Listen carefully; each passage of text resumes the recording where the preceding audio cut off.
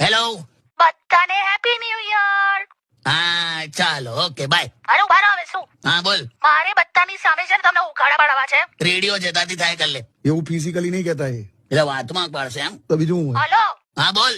આ માણસ છે ને બિલકુલ હેલ્થ કોન્શિયસ નથી. જો ચાલુ કર્યું. પણ એમને છે ને કાકી સવારે વહેલા ઉઠવાનું કહો. ઉઠી જ જાય છે 6 વાગ્યાના, તારે જો પણ પછી છે ને 8 વાગ્યા સુધી રજાઈની બહાર જ નથી નીકળતા. આવું કેવું લા આમથી આમ રજાઈની અંદર છે ને પડખા ફર્યા કરે. બોલ. આવું બધું કરો છો? અહીં આમાં શિયાળાના શાસ્ત્ર પ્રમાણે એવું છે.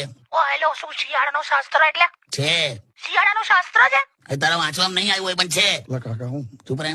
શિયાળાના શાસ્ત્ર પ્રમાણે એમ કીધું છે કે 6 વાગે ઉઠ્યા પછી હા 8 વાગ્યા સુધી રજાઈમાં આમથી આમ પડખા ફરવા હા. એ મોર્નિંગ વોક માનવામાં આવશે. આવું કોણ કહે છે? શિયાળાનું શાસ્ત્ર છે. આ બધું ક્યારે બહાર પડે છે? હું તને આપીશ.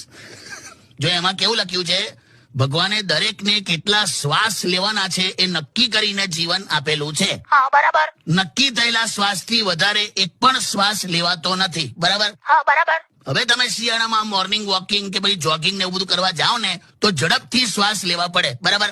બરાબર. એટલે ઝડપથી શ્વાસ વપરાઈ જાય કરેક્ટ. તો પછી શું થાય? લાંબુ જીવન ટૂંકું થઈ જાય. હવે તને એવું છે કે હું એલો જતો રહું? ના ના, એવું મેં ક્યાં કીધું. દાબાજી આ મને શાસ્ત્ર જોઈશે. હો આપીશ. હું થાય એપ્રિલ મે માં આપી દઈશ.